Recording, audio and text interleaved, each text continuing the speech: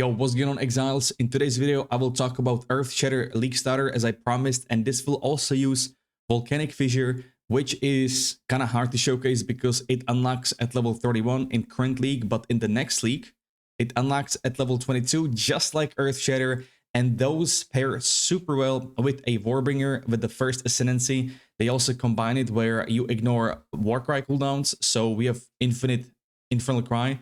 And that is just perfect for this build. Like, even if you plan to play Titan or Kitava, you can totally start with Warbringer, and then later you can change Ascendancy through the trial. So that's no problem at all.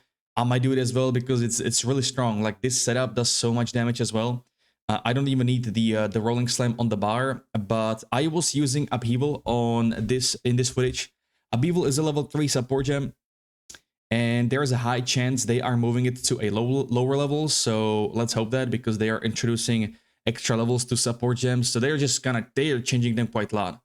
But yeah, we have Herald of Ash, which is our first spirit aura, but I recommend Warbanner in the planner. I will show you in a second, because Warbanner is getting some crazy buffs, but it's up to you. But like Warbanner for damage or the Herald of Ash for AoE, it's really up to you. So Volcanic Fissure with Earthshatter with amazing synergy. You can now apply Upheaval to both skills because, in this current version, we were limited to only one Upheaval on the skill. So that's going to be amazing. Let me fast forward a little bit. You can see here on the skill bar, I already have Volcanic Fissure. I only use it on bosses. There is no need to use it outside of bosses, in my opinion. But it kind of also depends on the weapon, on the gear you have. If you're struggling with damage, you might be just, you might follow up or start with Volcanic Fissure and then Earthshatter. But very, very good. So you basically just do, drop Earthshatter, Warcry, dodge away to avoid damage, back and forth like that. Obviously, later on, I know Giant's Blood did get nerfed, but I still recommend it. I believe they will add life notes in the skill tree. And of course, with the skill tree, this build is using the old passive tree because we do not know what the new one looks like. They just shared yesterday on Twitter, official account from PoE, that we will not see the passive tree until league launch. But all these passives on the tree are still in the game, so this build will still work if you path the same way. But I will try to keep it updated, although I will be missing league launch because I am able to play on Sunday, not Friday. By the way, I stream every day on Twitch and Kick and YouTube. The links are right here. I will be doing a 24-hour stream on Monday, and there is also a little subathon, if you will. There is also a September with discounts on gifted subs and, or subscriptions. So if you guys want to check me out, I'll be more than happy to see you there. Also, another thing is Rage Gain. I put Rage support gem in Fissure, but I might put it in Earthshatter because Rage is getting changed, the support gem. It gives you multiplicative damage until you have full stacks of Rage, and that is just nuts, I think. I would say that's pretty crazy. If that change is real, that we have seen on the website database, then it should be pretty good. We fast forward a little bit for a little boss action. If I find her, I would do that. This was a maze. It took me ages to find this one. There we go. The titty squeezer. Also, I will show you later another amazing support gem. It is absolutely perfect support gem for Warbringer because it needs Ignite and it needs a broken armor. And I think the new Sunder will also play a huge role with this setup. I know people don't like the change because they removed the crit, but I think the new Sunder will be good. I think it'll be good. But you can see me drop down the Volcanic Fissure here. I don't have Upheaval, so it's 1 by 1. In the new change, in the new patch, we will see 2 lanes instead of 1 on the Fissure, and the damage is just ridiculous. It's crazy. It's crazy. And also, support gems are not limited in the next league, right? We can use multiple of them. So that's amazing. That is really amazing. But I will take you to the let's take a look at Viper. Let's take a look at Viper boss. This one was the nemesis of everyone last league, right? Let's fast forward a little bit. There we go. I didn't have time for Volcanic Fissure here, I believe, or during the stun. I'm not sure now. But yeah, getting passives that give you damage when you heavy stun enemy will be kind of crazy as well. But yeah, on to the planner and the little things. Let's talk about some of the stuff. So first thing, I'm gonna show you the buffs. Earthshatter got also buffed and it's wild. So Warbringer here, you can see that they removed this notable and they basically combine it with the war colors below, which is the first Ascendancy, so we can straight up level 22. This build comes online. Crazy. Some block stuff as well. I believe this is massive for Warbringer, being the only one to be able to get 75% block chance, which is, by the way, 50% damage, because we will be going with... Oops, my passive tree doesn't show here. Need to update it. Offensive stance, lay siege, both here give you a percent damage per block chance. So this one and this one. So 25% max block, you know, that's 50% overall damage. So that should be pretty good, like very good.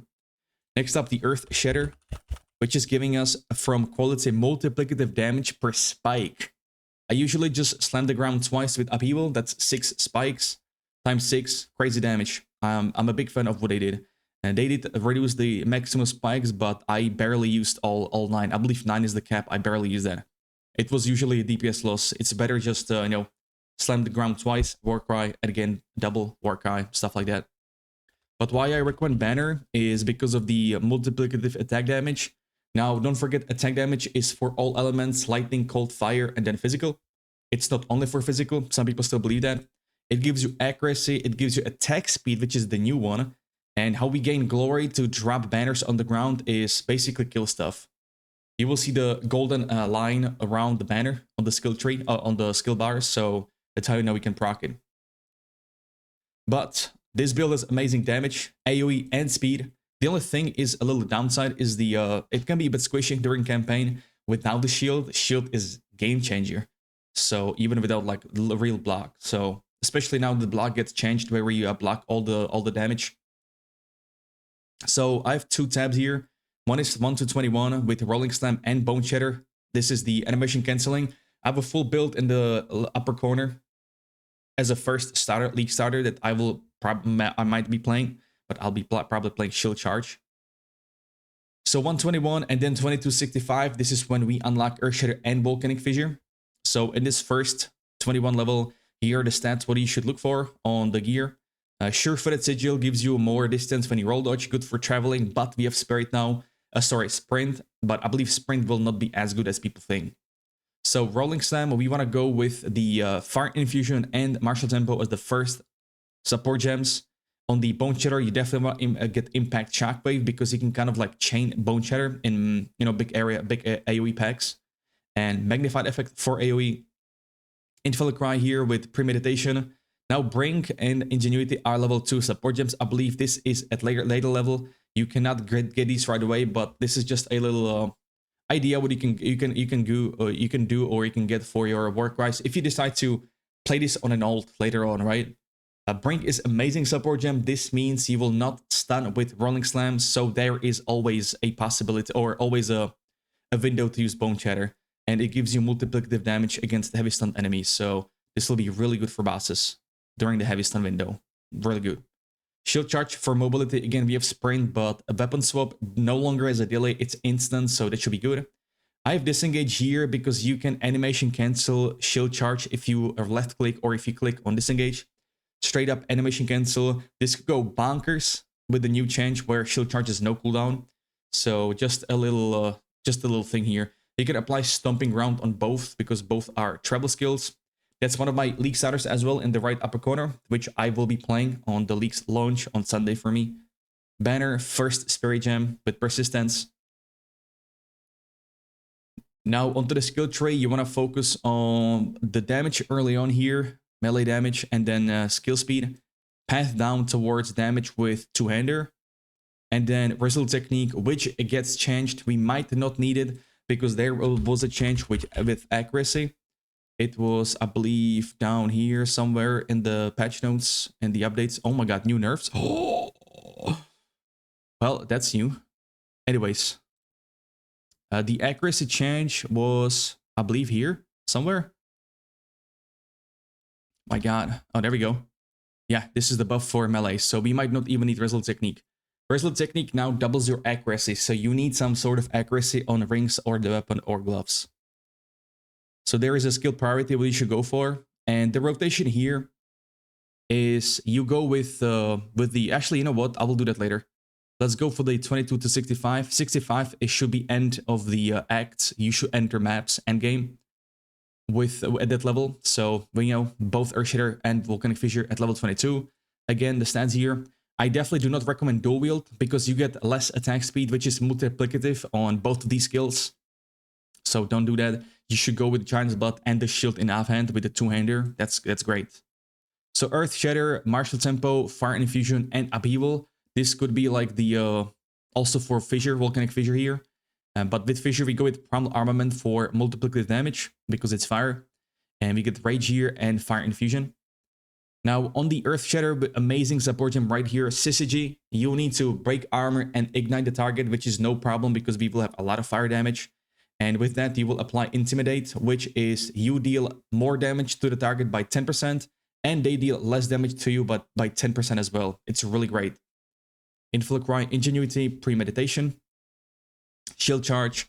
Now, for a single target, you can either stick with these two. You could see in the footage, this was more than enough.